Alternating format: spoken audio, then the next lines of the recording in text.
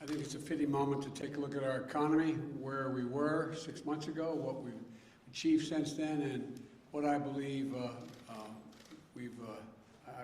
believe where we're headed.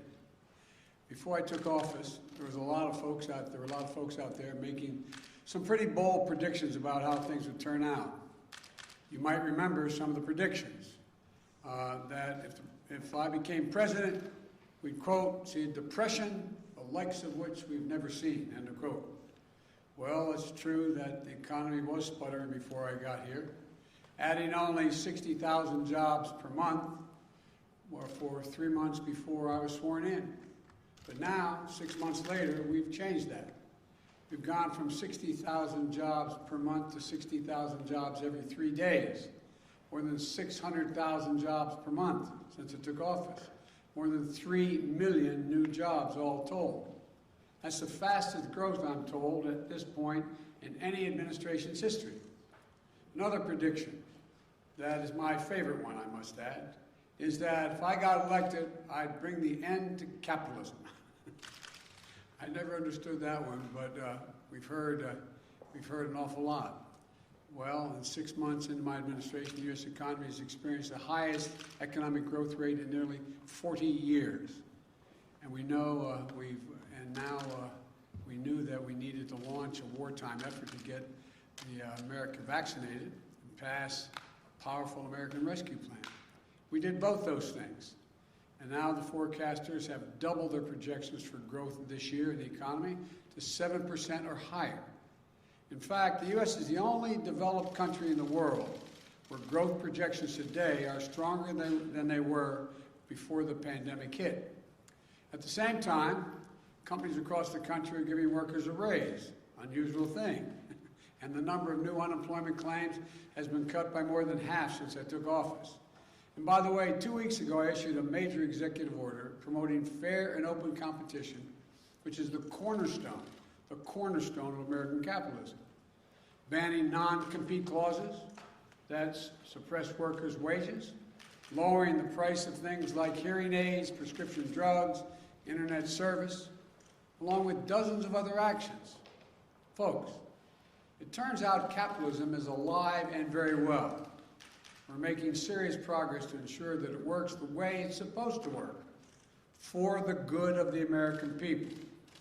So for all those predictions of doom and gloom 6 months in, here's where we stand.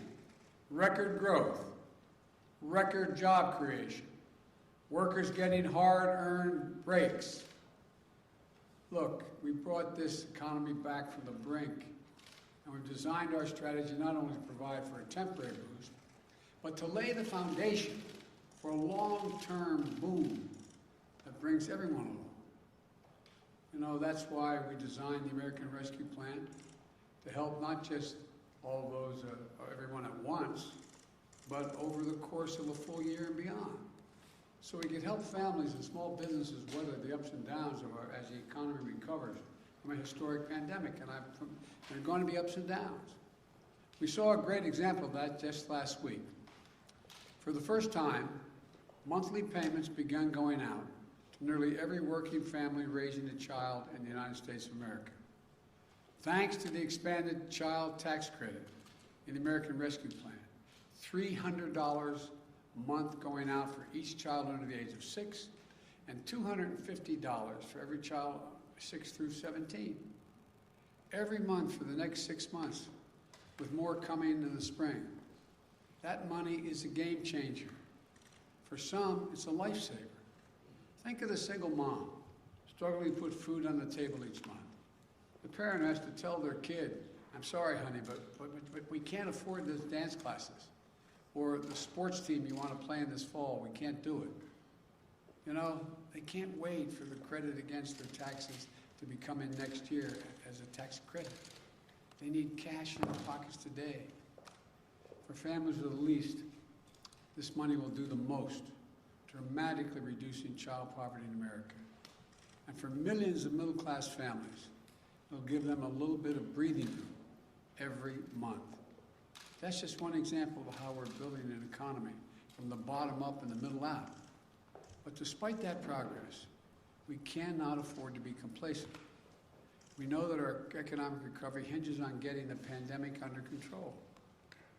You know, and by fully vaccinating 160 million Americans, or 80% of our seniors, we've fundamentally changed the course of the pandemic from one that threatens all Americans to a disease that has the most severe impacts only on the unvaccinated people in the country. But we can't let up, especially since and because of the Delta variant, which is more transmissible and more dangerous. Unfortunately, cases are now rising, particularly in communities with very low vaccination rates. Just 4 states account for nearly 40%, 4 states, 40% of all cases last week. Virtually all hospitalizations and deaths are occurring among unvaccinated Americans. These tragedies are avoidable. The data couldn't be clearer. If you're fully vaccinated, you have a high degree of protection against severe illness, hospitalization, and death. If you're unvaccinated, you are not protected. So please get vaccinated. Get vaccinated now. It works. It's safe. It's free. It's convenient. You know, this virus doesn't have to hold you back any longer. It doesn't have to hold our economy back any longer. But the only way we put it behind us is if more Americans get vaccinated. We also know that as our economy has come roaring back, we've seen some price increases. Some folks have raised worries that this could be a sign of persistent inflation. But that's not our view. Our experts believe, and the data shows, that most of the price increases we've seen were expected and are expected to be temporary. The reality is you can't flip the global economic light back on and not expect this to happen. As demand returns, there's going to be global supply chain challenges. We've seen that in semiconductors, which are used in automobiles. That global shortage has slowed vehicle production, creating a temporary spike in car prices. That's a real challenge. My administration will do everything we can to address it. But again, these disruptions are temporary. Lumber prices are another example. They spiked early in our recovery, but in recent weeks, they began to fall. They've fallen by more than 50%. In the hospitality industry, prices are returning to where they used to be. Economists call all these things transitory effects, and they account for about 60% of the price increases we've seen over the last few months. Now, I want to be clear. My administration understands that if we were to ever experience unchecked inflation over the long term, that would pose a real challenge to our economy. So while we're confident that isn't what we're seeing today, we're going to remain vigilant about any response that is needed. As I made clear to Chairman Powell of the Federal Reserve when we met recently, the Fed is independent. It should take whatever steps it deems necessary to support a strong, durable economic recovery.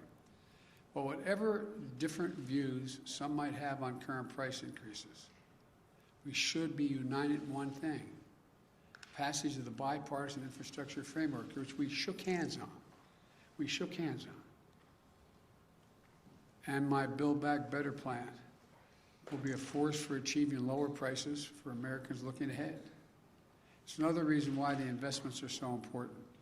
If we make prudent multi-year investments in better roads, bridges, transit systems, and high-speed internet, in a modern, resilient electric grid, here's what will happen. It breaks up the bottlenecks in our economy. Goods get to consumers more rapidly and less expensively. Small businesses create and innovate much more seamlessly. If we increase the availability of quality, affordable child care, elder care, paid leave, more people will enter the workforce. These steps will enhance our productivity, raising wages without raising prices. That won't increase inflation. It will take the pressure off of inflation, give a boost to our workforce, which leads to lower prices in the years ahead. So if your primary concern right now is inflation, you should be even more enthusiastic about this plan. And as we promote fair competition in our economy, through the executive order I mentioned. It'll drive down prices even further. New businesses will get in the game, competing against those giant corporations who have been free to ramp up prices because they haven't had any real competition. Look, the bottom line is this. What the best companies do, and what we as a country should do, is make smart, sustainable investments with appropriate financing to make this nation more productive, to advance America's leadership in clean energy, to win the jobs of the future, while meeting the threat of climate change, and ensure that all working Americans benefit from the growth they're helping produce. The independent experts who have analyzed my plans have found that they would do just that, expand output, and enable millions of Americans to enter the labor workforce. Now, just this year, not just for the next, but not just this year, but for decades in the future. It's not temporary. This is the best strategy to create millions of jobs and lift up the middle-class families and grow wages and keep prices affordable for the long term. What we can't do is go back to the same old trickle-down theories that gave us nearly $2 trillion in deficit finance corporate tax giveaways. It did nothing to make our economy more productive or resilient.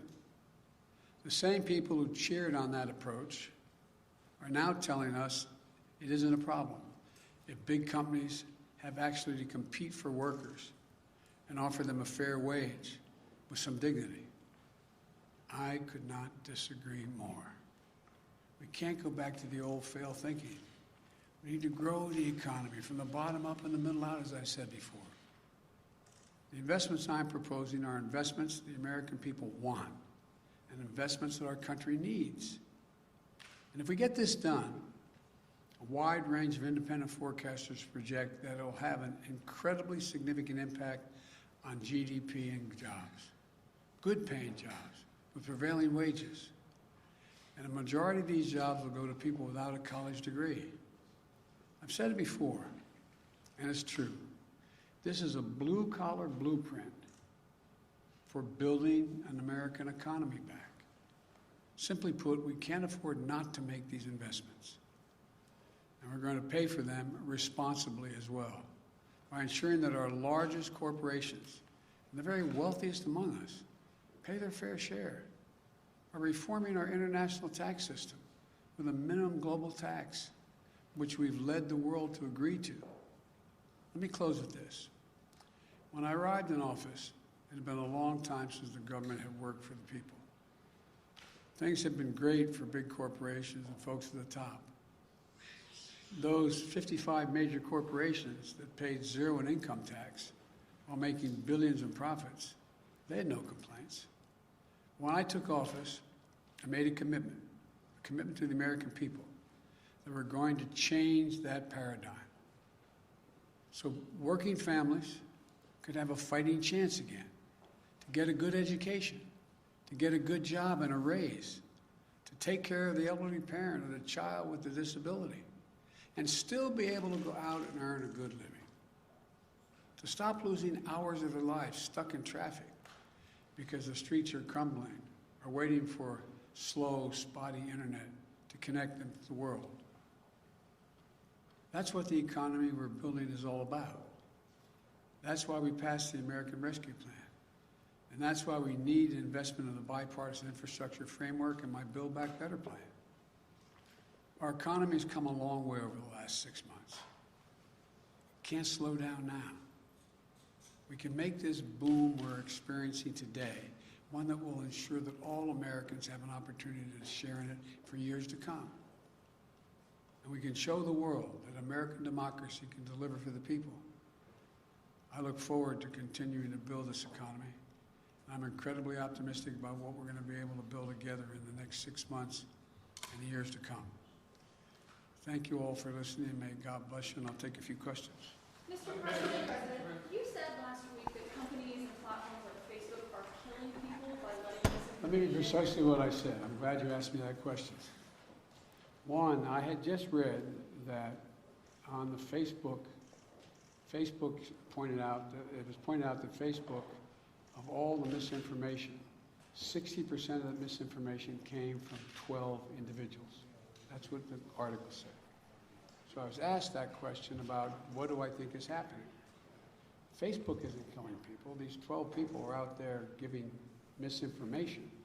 Anyone listening to it is getting hurt by it. It's killing people. It's bad information. My hope is that Facebook, instead of taking it personally that somehow I'm saying Facebook is killing people, that they would do something about the misinformation, the outrageous misinformation about the vaccine. That's what I meant. Have they done enough, in your opinion, to stop? I haven't, that misinformation? to be completely honest with you, I don't know if they did anything today. Up to over the weekend, I don't think they had, but I don't know. I don't know the answer to that Will question. you hold them accountable if they don't do more to stop the spread? When you say hold accountable, I just want to, I'm not trying to hold people accountable. I'm trying to make people look at themselves, look in the mirror. Think about that misinformation going to your son, your daughter, your relative, someone you love. That's what I'm asking, all the way in the back. Thank you, Mr. President. At what point would you consider inflation unchecked to a point at which you would either consider taking action or you would want to see the Fed takes action? And secondly, why do you believe that the budget bill is appropriate legislation for a pathway to citizenship? Well, first of all, I think we need to find pathways to citizenship. The budget bill is an appropriate way to get around the filibuster, to be able to make a judgment as to whether or not they should have a pathway. That's for the parliamentarian to decide, though, not for Joe Biden to decide. The first part of the question was? It was on inflation. You mentioned unchecked Yeah. inflation. There's nobody suggesting there's unchecked inflation on the way. No serious economist. That's totally different. I mean, look, the stock market is higher than it has been in all of history, even when it's down this month. Even down this month. Now, I don't look at the stock market as a means by which to judge the economy like my predecessor did. But he'd be talking to me every day for the last 5 months about how the stock market is so high.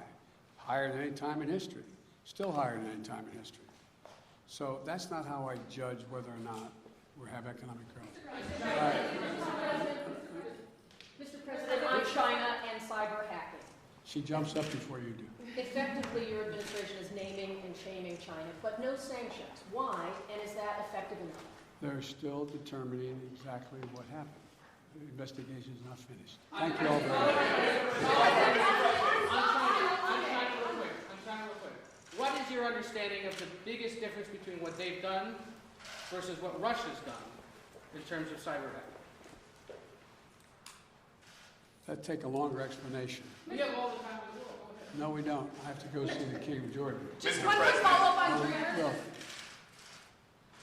to the best of my knowledge, and I'm getting a report tomorrow morning on this, a detailed report, my understanding is that the Chinese government, not unlike the Russian government, is not doing this themselves, but are protecting those who are doing it, and maybe even accommodating them being able to do it. That may be the difference. Thank you. Mr. President, on COVID, Mr. President.